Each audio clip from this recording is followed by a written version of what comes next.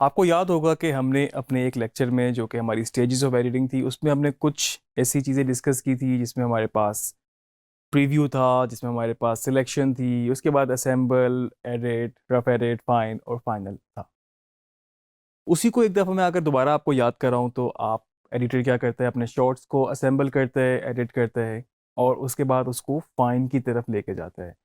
तो आप इसको इस तरह से ले सकते हैं कि आपने एक टाइमलाइन बनाई है, आपने एक सीक्वेंस एडिट किया है और आपने जब उसको रफ एडिट के बाद थोड़ा सा प्रीव्यू किया तो आपको कुछ उसमें शायद लगा कि चीज़ें बहुत जल्दी जा रही हैं या फिर बहुत स्लो जा रही हैं। जल्दी जाने का मतलब ये है कि आपकी पेस जो है एडिटिंग की तेज़ हो गई है। यही हमारा आज का टॉपिक है कि किस तरह से हम पेस को मेंटेन रखते हैं और उस पेस के साथ प्ले करके थोड़ा सा उसको सेट करके किस तरह से हम अपनी वीडियोस को एक रिदम में लेके जा सकते हैं। तो सबसे पहले हमने जब अपने शॉर्ट्स को टाइमलाइन को जब बनाया और हमें लगा कि हमें इसकी पेस तेज़ है या फिर बहुत तेज़ वीडियो जा रही है, तो हमें बेसिकली किस चीज़ की ज़रूरत होगी कि हम अपने शॉर्ट्स को थोड़ा सा और उनकी ड्यूरेशन, उनके इन पॉइंट या आउट पॉइंट को और बढ़ाएं जिससे उसकी पेस स्लो हो जाए।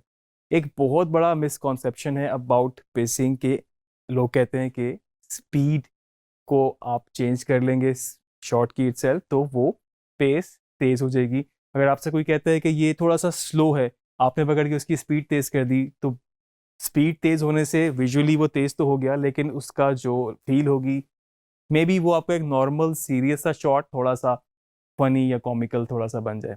तो बिल्कुल इस तरह से नहीं है कि आप स्पीड को छेड़ दें और उसके बाद आपकी पेस बदल गई। पेसिंग के लिए बेसिकली आपको क्या करना होता है कि आपको अपने शॉट्स को एनालाइज करना है कि वो जो आपके कट्स हैं उनकी ड्यूरेशन क्या है और क्या उनकी रिक्वायरमेंट है। थोड़ी सी कुछ फैक्टर्स इसमें बिल्कुल इन्वॉल्व हैं। मिसाल के तौर पे आपके पास जितने भी शॉट टाइप्स हैं, थोड़ा सा आपको उसको भी अगर आप ऑब्जर्व करें तो एक अगर आपके पास लॉन्ग शॉट है तो लॉन्ग शॉट आपके पास, मे बी चलें एक्सट्रीम लॉन्ग शॉट कर लें, चलें एक्सट्रीम लॉन्ग शॉट में आपके पास फुल डिटेल, फुल इन्वायरमेंट, आपके सब्जेक्ट, करेक्टर, बैकग्राउंड, फोरग्राउंड सब कुछ आपको उसमें नजर आ रहा है। तो एक नॉर्मल आंख को उसको थोड़ा सा एब्जॉर्ब करने में, थोड़ा समझने में उसको कि वो है क्या, कौन सी पोजीशनिंग कहाँ पर है और क्या डिटेल है, थोड़ा सा टाइम लग सकता है। तो यहाँ पर आप डिसाइड कर सकते हैं कि आप उस शॉट को थोड़ा सा टाइम ज़्यादा दें as compared to the closeups. तो जो क्लोजअप्स हैं बेसिकली वो क्लोजअप्स हैं, उसमें आपको बिल्कुल सामने स्क्रीन में डिटेल नज़र आ रही है, आपको बहुत ज़्यादा टाइम नहीं लगेगा कि कौन सी चीज़ क्या है, कहाँ पर है, बिल्कुल क्लोजअप है आपको सामने बिल्कुल इस तरह से नज़र आ रही है। तो बेसिकली अपने शॉर्ट्स की लेंथ को डिसाइड करना शॉर्ट्स की विजुअल इंफॉर्मेशन के हिसाब से, और दूसरा सबसे इम्पॉर्टेंट चीज़ जिसके लिए पेसिंग बनी है या जिसकी वजह से पेस को आप इस्तेमाल करते हुए इस टेक्निक को अपने फुटेज में एक रिदम लेकर आते हैं, तो बेसिकली वो है ड्रामा। वो किस तरीके से उसको ड्रामेटाइज करती है। शॉर्ट्स की ड्यूरेशन ज़्यादा करने से कितना डिफरेंस आ जाता है। मिसाल के तौर पे एक हॉरर मूवी है या एक सस्पेंस मूवी है, तो उसमें आप के जो शॉर्ट्स हैं, अगर एक करेक्टर चलता हुआ आ रहा है और उसको डाउट है कि इस कमरे में कोई कुछ है, इसमें कुछ हॉरर, कोई इस तरह के कुछ जिन वगैरह है, तो वो आप उस सस्पेंस को क्रिएट करने के लिए आप अपने शॉर्ट्स की ड्यूरेशन इस तरह से रखेंगे कि आप उसको, थोड़ी सी लॉन्ग टेक्स होंगी कि वो चलता हुआ आ रहा है, फिर वो देख रहा है, फिर वो साउंड के साथ जिस तरह से आप प्ले अराउंड करेंगे तो वो आप इस तरह कर लेंगे। हाँ, उसके मुकाबले में अगर कोई और अपबीट किस्म की कुछ आपका ट्रीटमेंट होगा तो उसमें वो तेज तेज कोई किक हो सकता है, मे बी कोई टीनेज मूवी और इस तरह की चीज़ों में आपने कॉलेज मूवीज वगैरह में देखा होगा। बेसिकली आपके पास तीन तरह की पेसिंग हो सकती है। नॉर्मल पेसिंग, आपके पास स्लो पेसिंग और आपके पास fast pacing. Normal pacing as it is ही है, जिस तरह आपका कैरेक्टर आ रहा है, जिस तरह से जो परफॉर्म कर रहा है, जिस तरह से वो आउट हो रहा है, वो सारी चीज़ें नॉर्मल तरीके से ही आपने अपने कट्स में उसको स्टैब्लिश कर दिया। अब स्लो पेसिंग में आप उसको थोड़ा सा, जहाँ पर कट बन सकता है वहाँ पर आप कट नहीं कर रहे, आप और देर बाद कट कर रहे हैं, आप उस पर मजीद पॉजेज, मजीद फ्रीजेज ऐड कर रहे हैं। और आप देख लीजिए स्लो हार्ट बीट रिप्रेजेंट कर रही हो, बीप बीप बीप, और आप इसको स्लो लेके चल रहे हो तो वो एक अलग सी इंटेंसिटी बढ़ा सकता है कि क्या होने वाला है आगे, क्या एक्सपेक्ट किया जा सकता है। और अगली बीप आएगी तो मे बी आपको अक्सर लगता है कि कुछ कोई ब्लास्ट का सीन होता है, कुछ इस तरह होता है, साउंड इस तरह से 3 2 1 चल रहा है और मतलब वो बिल्कुल ही आप उसकी पेस के साथ, और जब नेक्स्ट कभी कुछ इम्पैक्ट हो जाता है तो फिर आप उसकी पेस को शिफ्ट करके नॉर्मल से ज़्यादा तेज़ की तरफ ले जाते हैं। अब फास्ट पेसिंग में आपके पास फास्ट पेस होगा, आप देख सकते हैं कि वो बीप बीप बीप बीप तेज तेज भी हो सकती है, और वो बिल्कुल उसी तरह से उसको ड्रामा ऐड करता जाएगा उसमें। तो वो हार्ट रेट जो है बेसिकली आपकी पेस जिस तरह से वो कट हो रहा होगा, may be shorts may be sound इस तरह से, तो वो फास्ट और स्लो दोनों के कॉम्बिनेशन से आपके पास ड्रामा उसमें ऐड हो सकता है। फास्ट पेसिंग में आपके पास chase scenes, action, fight scene, war वगैरह इस तरह की चीज़ें आप देख सकते हैं। अगर आप इस तरह की चीज़ों को जो कि मैंने अभी बताया एक्शन वगैरह को अगर आप फास्ट पेस में नहीं करेंगे तो वो आपको बहुत फेक लगने लगेगा। अब वॉर का अगर सीन है, कोई मूवी वॉर के ऊपर है, तो वॉर फिल्म भी उसी तरीके से हुई हुई है जिस तरह से कैमरा फिल्म करता है, वही एक्शन बोला जाएगा, एक बंदा आके कुछ फेंकेगा, अटैक करेगा। तो अगर आप सोचें कि उसकी पेस तेज ना हो तो वो आपको बिल्कुल फेक फेक लगेगा। एक्शन में फाइट सीन वगैरह में भी आपको बहुत तेज कटिंग होती है, और आप देख सकते हैं कि वही उस इंटेंसिटी को बढ़ाते हैं। अगर वो कटिंग तेज नहीं होगी या वो पेस तेज नहीं होगी तो आपको वो फेक फेक से लगेगा। तो बेसिकली इस नॉर्मल को, फास्ट को और स्लो पेसिंग को प्रैक्टिकली किस तरह से करते हैं टाइमलाइन पे, हम थोड़ा सा उसको भी देखते हैं, और किस तरीके से हम अपने टूल को भी यूज़ कर सकते हैं अपनी टाइमलाइन पे पेसिंग के साथ प्ले अराउंड करने के लिए, हम थोड़ा सा इसको भी देखते हैं। तो आप ये देख सकते हैं कि मेरे पास इस प्रोजेक्ट के अंदर एक मेरा ये एडिट बना हुआ है, इस पे म्यूज़िक भी लगा हुआ है, इस पे कुछ मेरे पास क्लिप्स यहाँ पर एडिट हुए हुए हैं। तो बेसिकली आप ये कह सकते हैं कि आपने एक अपना पहला जो एक ड्राफ्ट बनाया या आपने रफ एडिट किया, तो आपके पास नॉर्मल पेस में ये इस तरह की चीज़ थी, आपने अभी डिसाइड नहीं किया कि आपकी पेस क्या होगी। हाँ, लेकिन नैरेटिव वाइज आपने उसको बिल्कुल उस तरीके से कंस्ट्रक्ट कर लिया जिस तरह से उसकी स्टोरी है। तो हम देखते हैं इसको, अगर हम इसको प्ले करें और हमें लगता है कि अब हमें इसकी पेस के साथ थोड़ा खेलना चाहिए।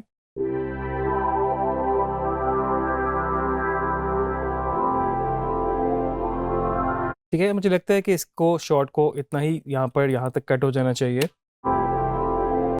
ठीक है, अब मेरे पास एक तरीका तो ये है कि मैं इसको यहाँ से इसी सिलेक्शन टूल से बंद कर दूँ और आगे वाला सारा एडिट जो है बेसिकली उसको पीछे मूव कर दूँ। आपने ये पेस को या कोई जो ड्रामा आपने ऐड करना है वो आपने रफ स्टेज के बाद करना है, ना कि आप इसको बिल्कुल फाइन एडिट कर चुके हो और उसके बाद आप चेंज कर रहे हो। क्योंकि देखिए फाइन एडिट में आपके पास कोई साउंड इफेक्ट्स भी नीचे हो सकते हैं, आपके पास प्रॉपर इनकी प्लेसिंग इस तरह हो सकती है, और उस स्टेज पे अपने एडिट को मूव करना आपके लिए मुश्किल भी होगा और आपके पास टाइम भी ज़्यादा लगेगा, और सारा आपकी मेहनत ज़ाया भी जा सकती है जो आप पहले ऑलरेडी कर चुके हैं। तो अभी इस शॉट की ड्यूरेशन मैंने कम की, तो बेसिकली इसकी मैंने पेस को तेज कर दिया है अपने एडिट को। नया म्यूजिक का एक पार्ट इन हो रहा है, तो मैं अगर मेरा शॉट यहाँ पूरा हो रहा है तो मैं इसको यहाँ पर क्लोज कर सकता हूँ और आगे एडिट को जोड़ सकता हूँ। हाँ, अगर तो मेरे शॉट का पार्ट भी पूरा नहीं हो रहा और मुझे लगता है ये शॉट मेरा यहाँ तक होना चाहिए था, मैं इसको यहाँ से बंद करता हूँ। लेकिन जो मेरा डिज़ायर कट है जो मुझे लगता है वो यहाँ कहीं पर होना चाहिए। तो अब मैं यहाँ पर थोड़ा सा एक कह लें चीट कर सकता हूँ, जो कि स्पीड से प्ले अराउंड कर सकता हूँ, लेकिन स्पीड इसलिए नहीं करनी आपने कि आप पेस को इस तरह करना चाह रहे हो कि लाइक आपकी सारी चीज़ फनी हो जाए, चेंज हो जाए, उसका लुक बिल्कुल, उसकी फील बिल्कुल बदल जाए। यहाँ पर आप स्पीड से प्ले अराउंड इस तरह कर सकते हैं कि बिल्कुल आपने उसकी फील को नहीं बदलना, क्योंकि आप देख रहे हैं जिस तरह अभी ये सूरज निकल रहा है इसमें से, यहाँ से या फिर इस तरह की लाइट्स निकल रही हैं, तो इसको अगर आप तेज कर देंगे थोड़ा सा, तो आपने देखा मैंने रेट स्ट्रेच टूल के थ्रू उसकी स्पीड को चेंज किया। मैंने इस पर ऐसा कुछ नहीं किया कि एक बंदा चलता हुआ जा रहा था और उसकी मैंने स्पीड तेज की तो वो बंदा चलने की जगह अजीब तरीके से भागना शुरू हो गया मे बी, तो वो बिल्कुल फील उसकी बदल जाएगी। इस केसेस में, इस तरह के केसेस में आप बिल्कुल इसको कर सकते हैं। आगे वाला एडिट आप जोड़ सकते हैं पीछे।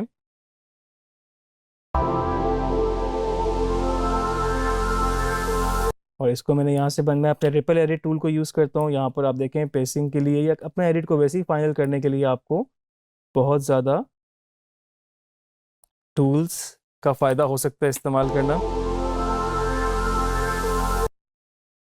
ये शॉट भी आप चाहें तो आप इसका इन पॉइंट भी चेंज कर सकते हैं।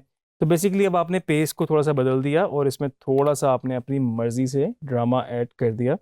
आप चाहें तो इसी एडिट को अगर स्लो की तरफ लेके जाना होता तो यही कर्स को बेसिकली आप एक्सपेंड कर रहे होते। आप में भी इस सारे को रिपल एडिट टूल है और मैंने इसको आगे मूव किया, आप देख रहे हैं शॉर्ट और बढ़ गया।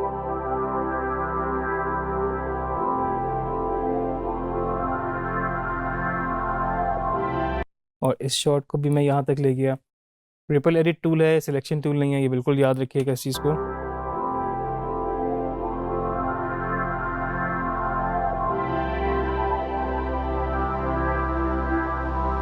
ठीक है, तो ये हमने अब पहले फास्ट किया और हमने इसको पे थोड़ा सा और अब स्लो की तरफ लेके गए। एक्सट्रीम आप इसको बिल्कुल फास्ट भी कर सकते हैं, आप देख सकते थे कि बिल्कुल आपके पास ये शॉट्स डिपेंड करता है आपका क्या ट्रीटमेंट चल रहा है, किस तरह का आपको लेके चल रहा है। बिल्कुल आपने अपने शॉट को उस तरह से उसके जो उसका पर्पस है उसको बिल्कुल नहीं आपने, ये मैं शॉर्ट की यूज़ कर रहा हूँ, बी से मैं दोबारा अपने इस पर आ गया। तो आप देख सकते हैं सेम एडिट को मैंने और मज़ीद फास्ट कर दिया। और हम बीच में वेरिएशन भी दे सकते हैं कि हमने 2 फास्ट शॉट लगाए और उसके बाद हमने मे बी एक शॉट को हमने, क्योंकि ऑब्वियसली आपका जो ग्राफ है वो चेंज होता है मूवीज़ में, किसी भी चीज़ में बिल्कुल एक जैसी पेसिंग नहीं होगी, एक जैसी बिल्कुल वो नहीं होगी। और वही चीज़ में ड्रामा ऐड करती है, वही उसमें इंटरेस्ट डेवलप रखती है।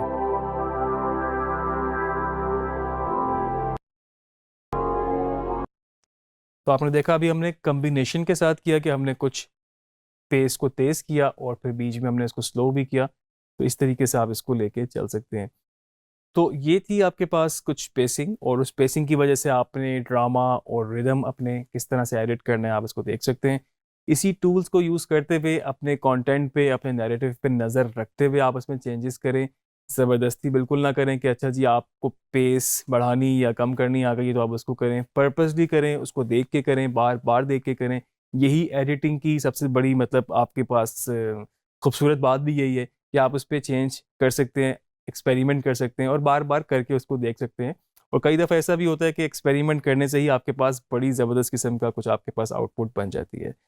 खैर, इस प्रैक्टिस को जारी रखें, पेसिंग को देखें, जितनी चीज़ें पीछे हम करते जा रहे हैं उनको भी साथ साथ प्रैक्टिस करते रहें। जितनी प्रैक्टिस करते जाएंगे आपको मज़ा भी आता जाएगा और आपका स्किल जो है बेहतर से बेहतर भी होता जाएगा।